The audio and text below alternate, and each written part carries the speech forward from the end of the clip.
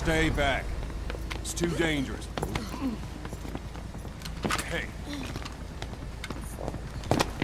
Back up, kid. What's he doing? I said no.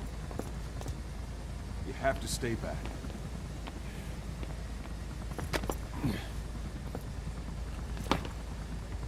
Some things can't be helped. Back to your That's that quarters. kid that died.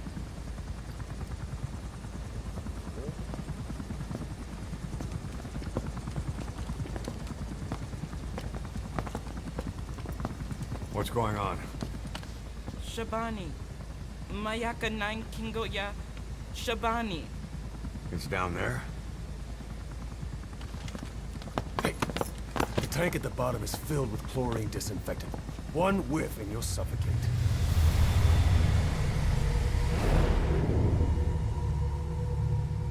Don't even.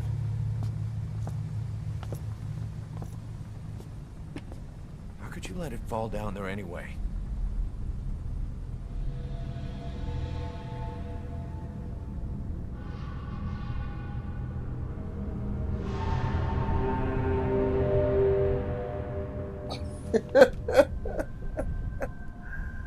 Oh my god, he's like some creep.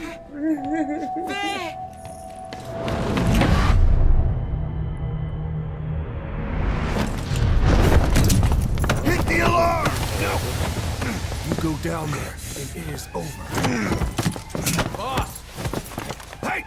Listen to me! There is no way to recover the body.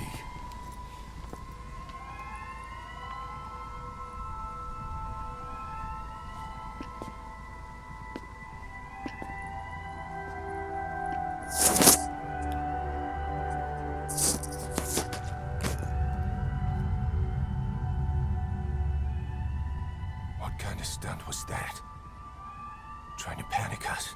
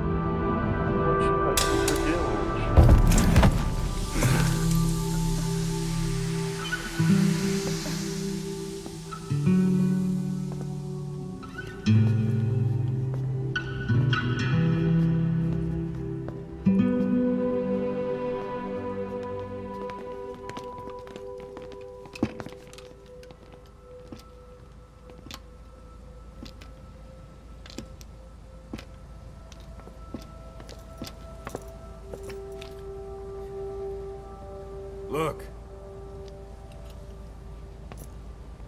Here.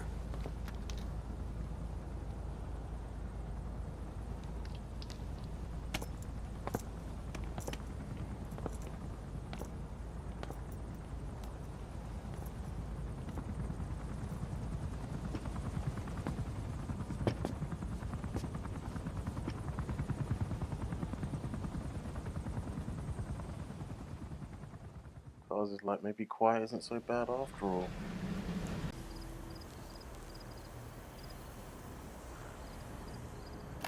Okay, we're en route to get the man on fire. We listen to some tapes while we're doing it. During World War II, the U.S. military used the languages of different tribes, including the Navajo, as codes, right? I know the term code talker was used to mean people sent to the battlefield to speak in those codes. Were you one of them? Our mother tongue was indeed used for war, but I did not go. I was already over the conscription age. However, I was made to help craft the codes that were spoken. So in a wider sense, you could call me a code talker for that. Navajo is a complex language, and virtually no one outside the U.S. speaks it. They must have thought it was the perfect language to use as a code. Yeah, in the end, the Japanese never cracked it. The cipher is king in information warfare. Of course, they didn't simply speak in Navajo. They created substitutions for words according to a code book, and then translated those into our language. Young Dine was sent to the front lines of the Pacific Theater as code talkers. To fight is an honor for the Dine. They were the pride of our people. But I cannot say this history brings me joy. Words are alive. When they are spoken, life is breathed into them. They become a part of the listener. Our words were transformed into lifeless ciphers and used for war.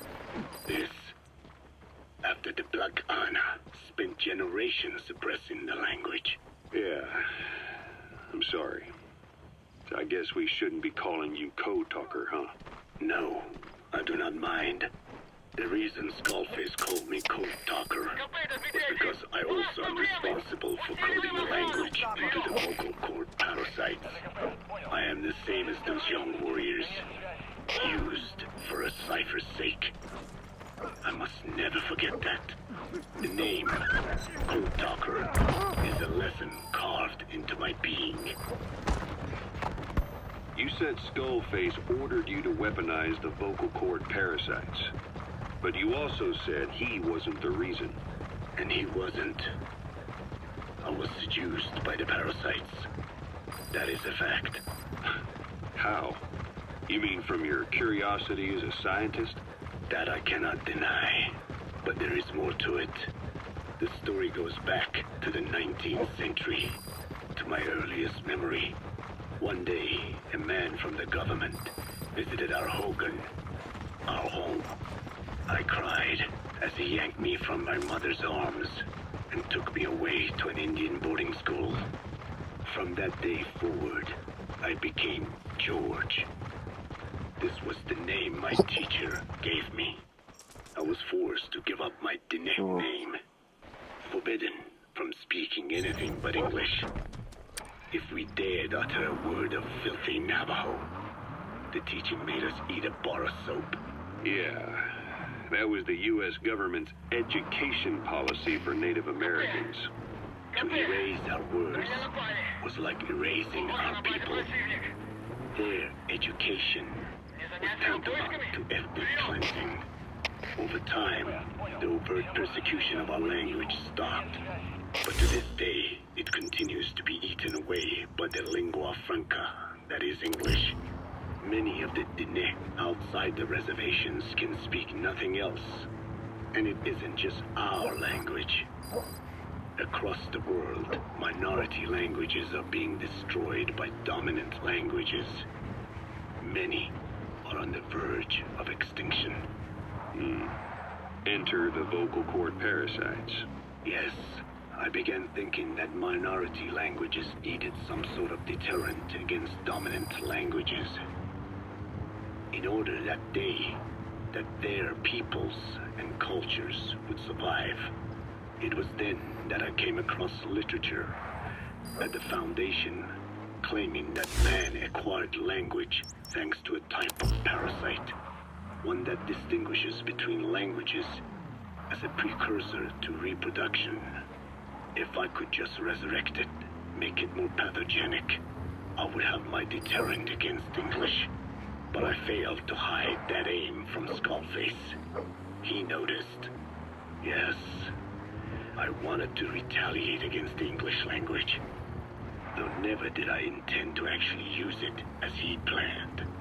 You know how the story ends. I was forced to study how to make the parasites compatible with all the world's languages. All but English. However, he in fact secretly isolated an English strain. I will not be held prisoner by the man's phantom. The English strain must not be allowed to exist either.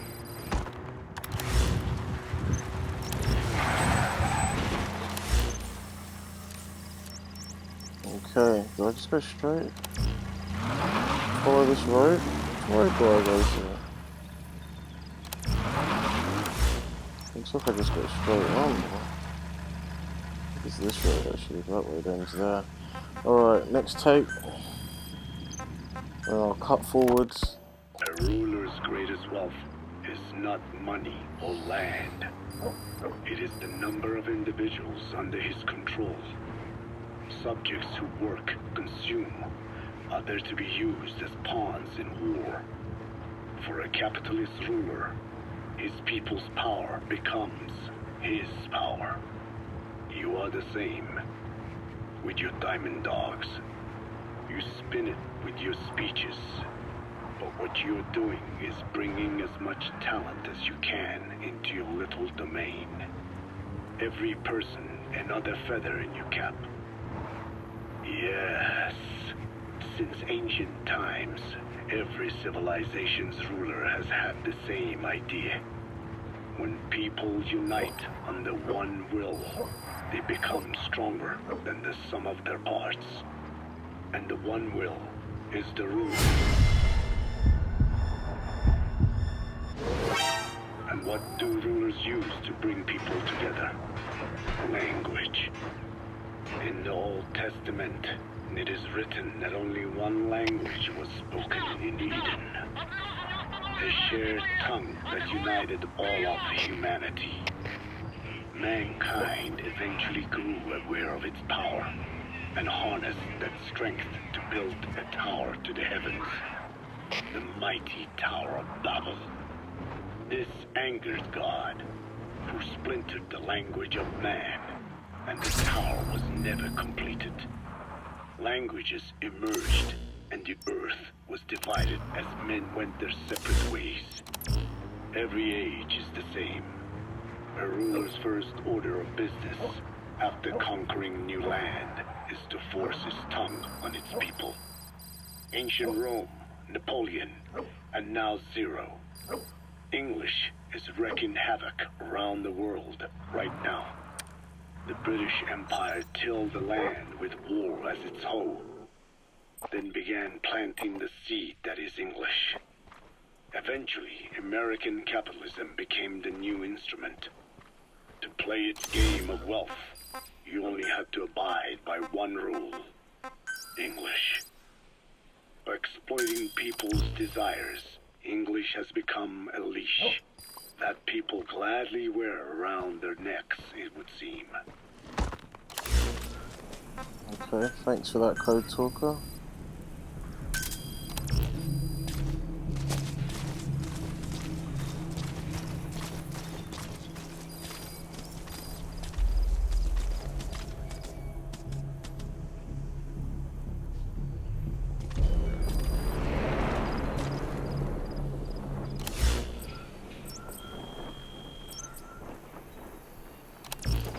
And now I'm just gonna sneak.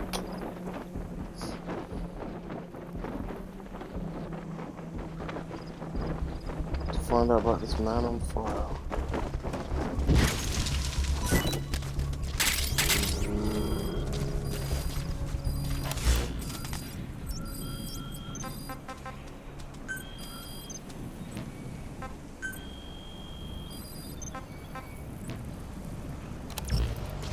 Fuck, man. Where these trucks just come from like that?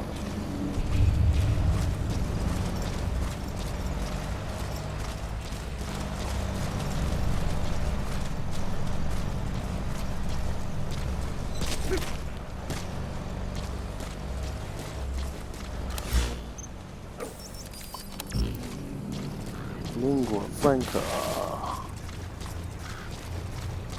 Oh shit. Oh shit.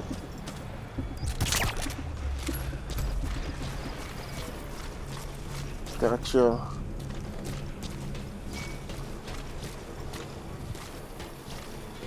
I wonder if I can get up this way. I don't think it's possible, is it?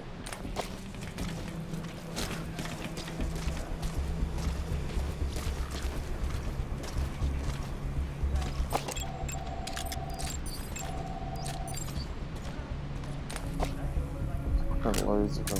What do I do here?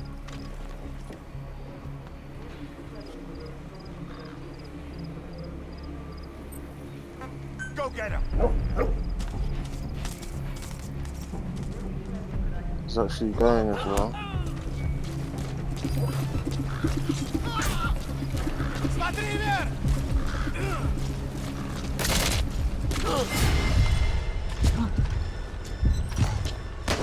Fuck, man, that really fucks me up.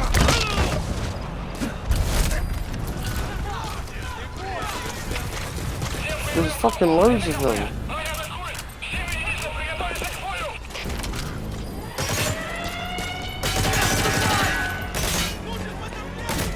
Fuck me, they got shields. What the fuck's he doing, man? You're telling me you can't grab him through the shield.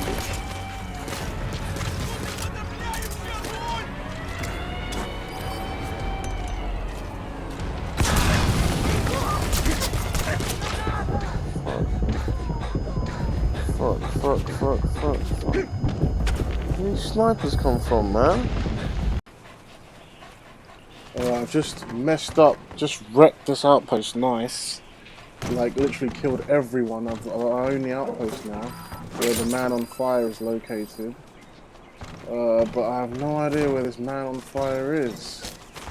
I don't know where the hell he is on this outpost. I brought D-Dog with me, because we can probably sniff him out, like I did with that other guy, that CIA guy. But I don't know where he would be. No idea, no clues, no Destroying nothing. the power system will shut down the local electrical grid. That'll give you a leg up when operating in the dark. No copyright, no copyright, no copyright, no copyright. Okay. Oh my god, I think I just found him. I don't believe I've been looking for him for ages. I didn't think he'll be just there like that. I don't think he was even meant to be hard to find, but I thought he'll be like more hidden. Wow, sometimes you just gotta think simple these games, man. I thought it was a dead body. Like one of these guys that just look like they've just had a lot of sex and love. Oh, they look pretty wrong. How'd that happen? They look like they're Siamese twins. I'll wait for them to go away. There he is.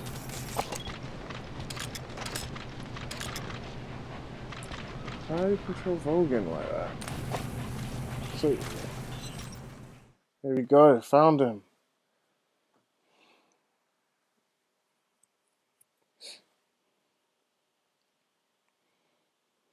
You do have to kill everyone in that place, man. Because there's no way you could, like, do this with everyone just standing around.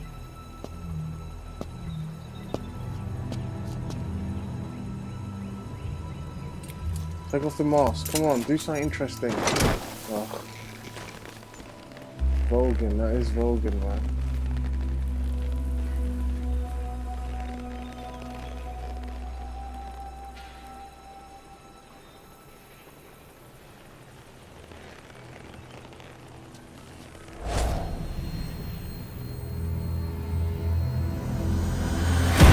What the fuck?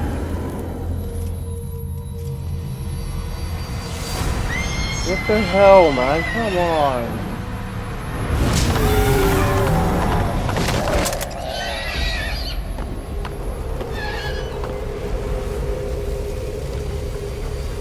Logan never rode a horse anyway.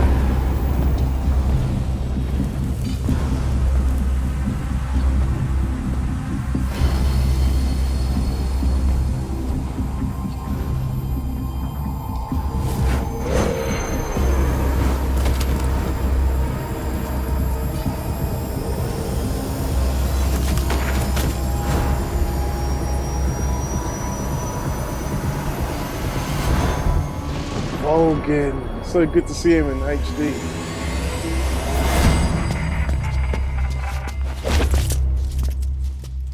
I was like smiling. Good to see him again. There's not.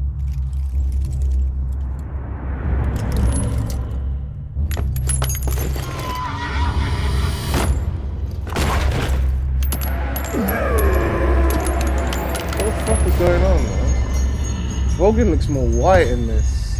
In Metal Gear Solid 3, he was more like grey.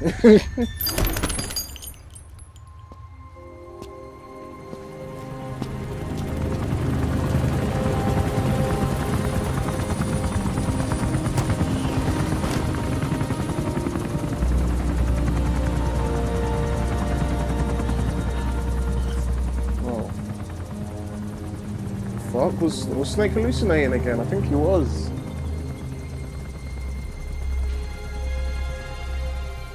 I think he was hallucinating. Oof.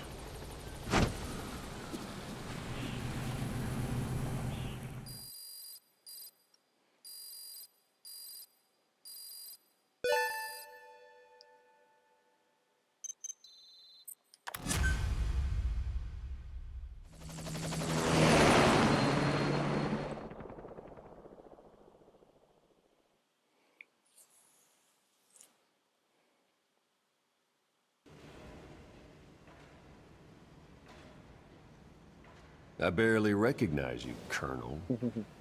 Skullface used your thirst for revenge against Big Boss, did he?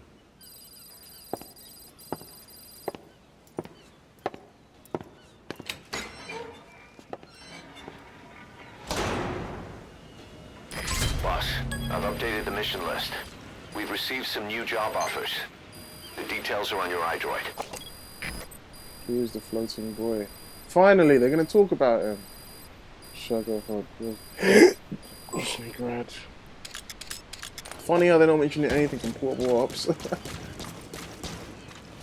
Right, let's get on to the... Let's listen to a bit of tapes, shall we?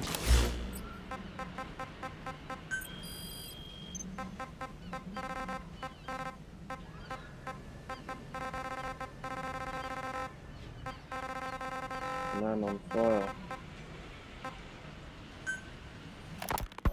Volgan, the GRU colonel, was burned alive with a Shagohod during Operation Snake Eater 20 years ago. Despite suffering severe burns to his entire body, he still clung to life. After you left Seleniarsk, Volgan's body was taken to a research institute in the outskirts of Moscow. But modern medicine couldn't explain why he was still alive. Oh shit. Oh Not shit. that the colonel was any ordinary man to begin with. That constant electric current he had running through his body that he could unleash at will. To be honest, I was always uncomfortable around him. Thought I might get electrocuted just by standing nearby. The institute studying him was tasked with investigating and developing human paranormal abilities. The comatose Volgan was used to further the Soviet Union's research into such abilities. But not long ago, the facility burned to the ground. And Volgan's body was never found among the rubble, even though the fire started in the room where they were keeping him. This occurred at around the same time you woke up. If Skullface was right, and a thirst for revenge can turn a man into a demon and keep the dead alive, then this man on fire who's been coming after us ever since you woke up, well, that just might be what's left of our old friend Volgan. It's not over yet. Back in '64, in Seleniarsk, you brought his plans for a utopia down in flames. That grudge is what's keeping him alive.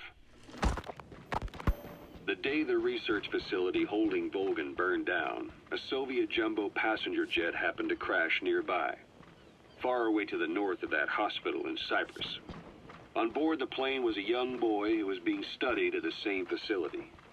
The plane fell to earth from over 8,000 feet, but the boy's body was the only one not recovered. At almost exactly the same time as the crash, Volgan awoke in that facility. According to the Research Institute's documents, the gifts this boy demonstrated included psychokinesis and telepathy.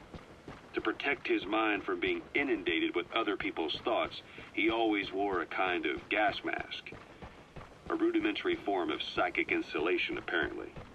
We don't know where this boy is, but if Skullface is connected to him, we may cross paths with him yet. This boy is part of a new age, where nothing we understand about the world makes sense anymore. Tell me that. Don't let your guard down. New age. It's been like that since episode 3. New tapes. Right. This must be the only one. So what were they doing at Enzoya Badiabalu, that facility with all the people laid out in rows? The abandoned factory Shabani was held in. It is precisely as you guessed. Black Anna was coding languages Roger. to the vocal cord parasites. They infected the subjects with the parasites, then made an incision in the throat to expose the vocal cords. That allowed them to play recordings of a desired language directly to the parasites. And the parasites learn the languages that way. That's some teaching method. That's weird as hell, I just don't man. get how a bunch of bugs had the brain power for it. They don't. Do not judge them by human standards. They do not learn as a function of intellect. Then how do they do it? What language the parasites react to is coded into their genes. You could expose the Japanese strain to English for years, and it would never learn the language and react to it. The pronunciation, rhythm, and structure are different. But what about, say, Spanish and Portuguese? Linguistically, the two are very close. Yeah, they're both Ibero-Romance languages. Even so, a Spanish language mating pair exposed to Portuguese will not copulate. Only when they hear Spanish. Only then. And the majority of their offspring will be the same. So it's a literal case of a mother tongue. But if that's so, I don't see how the different strains can be created in the first place. Well, among the many thousands of offspring, there may be just a few that react to Portuguese. You're talking about mutations. Correct. Playing the tapes helps to identify the mutant strains. Those specimens are then isolated and bred with one another. From their children, specimens that react more strongly to Portuguese can again be selected and bred. Repeating this process creates a strain that reacts solely to Portuguese and never to Spanish. Mutation and selection. No different to breeding roses. So you kept increasing the change over the generations, adapting them to languages from all over the world. Must have taken a hell of a lot of patience. More like patience. Just how many died for this? There's something I still don't get. In order to tell which larvae will react to Portuguese, you'd have to let them develop and then see which copulate.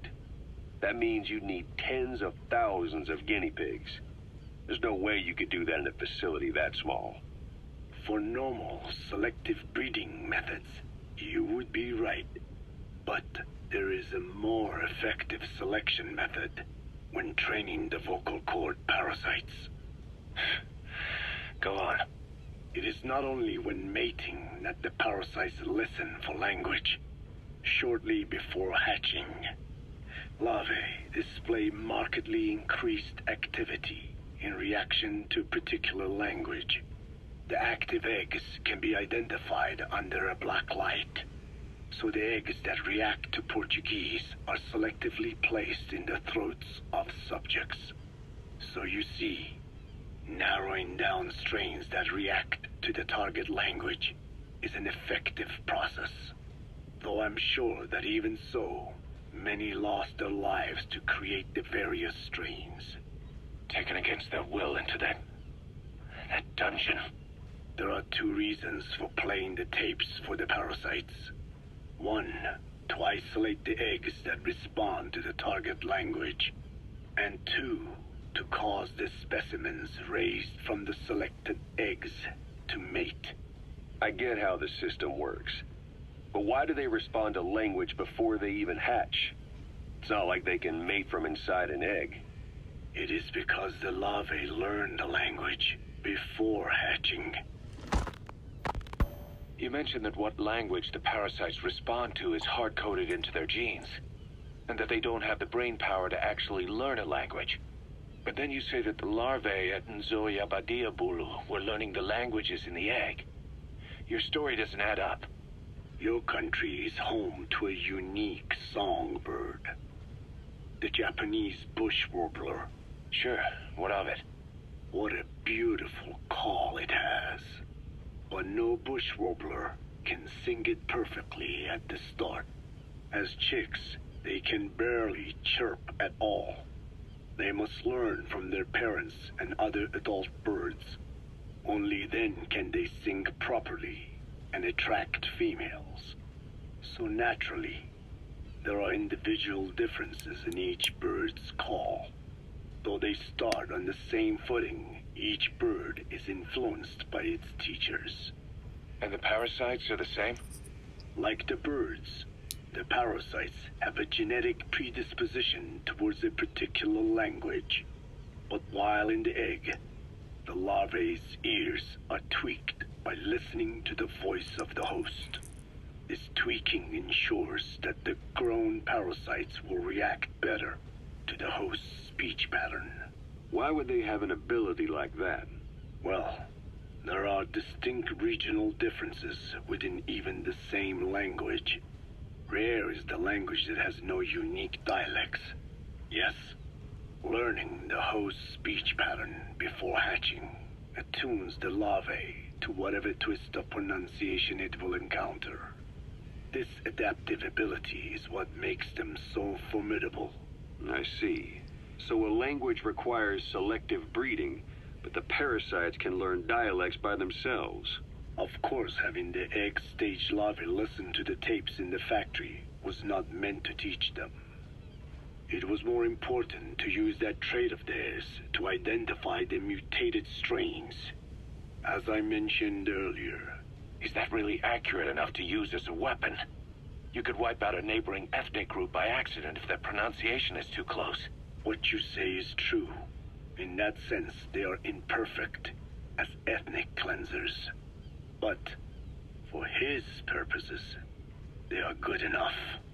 His objective was not to exterminate any one ethnic group, but to render the world's lingua franca, English, inert. Okay. Interesting stuff, as usual. Any more tapes left? The music tape. Take on me. To avoid copyright. Alright guys, I'll see you on the next part. See what mission I've got to do. See you then.